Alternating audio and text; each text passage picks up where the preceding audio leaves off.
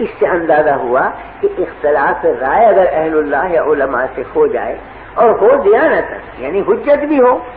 کوئی مذاکرہ نہیں، لیکن بے ادبی یا تمسخر یا تضحیق یہ کسی حالت میں جائز نہیں، اس لیے کہ بہرحال وہ عالم دین ہے جس سے آپ اختلاف کر رہے ہیں، اس کا مقام اور منصب نیابت رسول کا ہے، وہ نائب رسول ہے، اس کی عظمت واجب ہوگی۔ آپ امام ابی حنیفہ کے فقہ پہ عمل کرتے ہیں، 50 مسئلوں میں خلاف کرتے ہیں امام شافعی، لیکن ادنا درجے میں بے ادبی ذرہ برابر امام شافعی رحمہ اللہ کے قلب میں نہیں آ سکتی مومن کے، اس لیے کہ جیسے امام ابی حنیفہ واجب التعظیم ویسے امام شافعی واجب التعظیم، دونوں آفتاب اور مہتاب ہیں دین کے، دونوں سے نور حاصل ہو رہا ہے، برکت حاصل ہو رہی ہے، تو کس طرح سے جائے گا کہ ادنا درجے کی گستاخی؟ تو گستاخی کرنا جہالت کی علامت ہے، استہزاء کرنا جہالت کی علامت ہے۔ موسیٰ علیہ السلام نے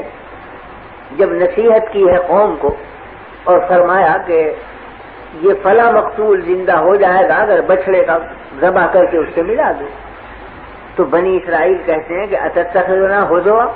کیا آپ مذاق کر رہے ہیں، زندگی کر رہے ہیں ہمارے ساتھ، کہاں بچڑا، کہاں اس کا ذبیحہ، کہاں مقتول کی لاش کو ملانے سے زندہ ہو جانا، کیا تعلق بچڑے کو اور زندگی کی؟ اتتخذنا ہزوا، کیا مذاق کرتے ہیں؟ فرمایا قال اعوذ باللہ ان اکون من الجاہلین، میں اللہ سے پناہ مانگتا ہوں کہ میں جاہلوں میں شمار ہوں، یعنی دل لگی اور تمسخر جاہل کی علامت، یہ جاہلوں کا کام ہے، علم کا والوں کا کام نہیں ہے کہ تمسخر کریں، اس لیے کہ وہ ادب کے خلاف ہے اور ادب پر دین کا مدار، تو تمسخر بے ادبی اور بے ادبی سے دین ضائع ہوتا۔ تو ایک ہے رائے کا اختلاف، ایک ہے کسی عالم سے مسلک کا اختلاف، لیکن ایک ہے اس کی بے ادبی، اختلاف جائز ہے، بے ادبی کسی حالت میں جائز نہیں۔ میں نے حضرت مولانا تھانوی رحمۃ اللہ علیہ کو دیکھا، مولانا احمد رضا خان صاحب مرحوم سے بڑا اختلاف ہے، بہت سی چیزوں میں اختلاف، کہیں قیام کے مسئلے میں، کہیں عرس کے، کہیں میلاد کے، لیکن جب مجلس میں ذکر آتا تو فرماتے مولانا احمد رضا خان صاحب مرحوم، یہ فرماتے۔ ایک دفعہ مجلس میں بیٹھنے والے ایک شخص نے کہیں بلا مولانا کے احمد رضا کہہ دیا،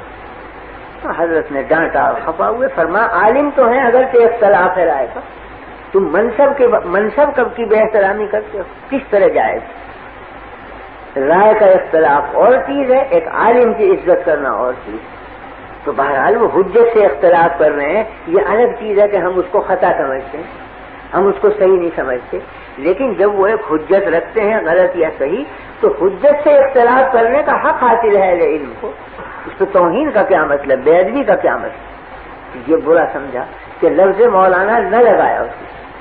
حالانکہ مولانا تھانوی رحمۃ اللہ علیہ کے مد مقابل تو مولانا چھوڑ گئے، انتہائی گستاخی سے یاد کرتے ہیں، مگر مولانا اہل علم میں سے تھے، وہ تو نام اگر علم کا آیا تو ادب ضروری سمجھتے، چاہے مخالف ہو، چاہے بالکل معاند بھی ہو، مگر ادب کا رشتہ ہاتھ سے نہیں چھوڑتے۔ میں نے سنا واقعہ حضرت مولانا محمد قاسم صاحب رحمۃ اللہ علیہ نانوتوی کا کہ دہلی میں قیام تھا تو حضرت کے خدام میں تھے وہاں چند حضرات مقیم، ایک تو حضرت شیخ الہند مولانا محمود حسن صاحب موجود تھے، دوسرے شاگرد مولانا احمد حسن صاحب محدث امروہی وہ بھی وہاں موجود تھے، حاجی امیر شاہ صاحب مرحوم وہ بھی حضرت کے خدام میں تھے، وہ بھی موجود تھے۔ تو مولانا احمد حسن صاحب مرحوم نے اپنے ہمجولیوں میں بیٹھ کر یہ فرمایا کہ بھئی دلی میں لال کنویں کی مسجد کے جو امام ہیں ان کی قرات بہت اچھی ہے، تو چلو کل صبح کی نماز ان کے پیچھے پڑھیں گے، قرآن شریف بہت اچھا پڑھو۔ تو شیخ الہند رحمۃ اللہ علیہ نے غصے میں فرمایا کہ تمہیں شرم نہیں آتی بغیرت، وہ ہمارے حضرت نانوتوی کی تکفیر کرتا ہے وہ امام، ہم اس کے پیچھے نماز پڑھیں گے،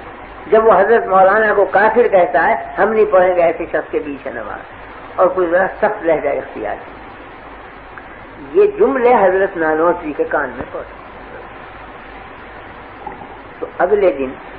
حضرت نانوتوی رحمۃ اللہ علیہ ان سب شاگردوں کو لے کر اسی مسجد میں پہنچے صبح کی نماز پڑھنے کے لیے، اسی امام کے پیچھے جا کے نماز پڑھی۔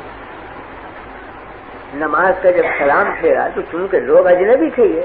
تو نمازیوں نے دیکھا کہ بھئی ہیں تو کچھ علماء صورت مگر ہیں اجنبی، تو کچھ شیوے گوئیاں ہوئی کون ہے معلوم ہوا کہ تو حضرت مولانا محمد قاسم صاحب اور یہ ان کے شاگرد مولانا شیخ الہند محمود الحسن صاحب ہیں اور یہ مولانا احمد حسن محدث امروہی ان کے تلمیذ ہیں۔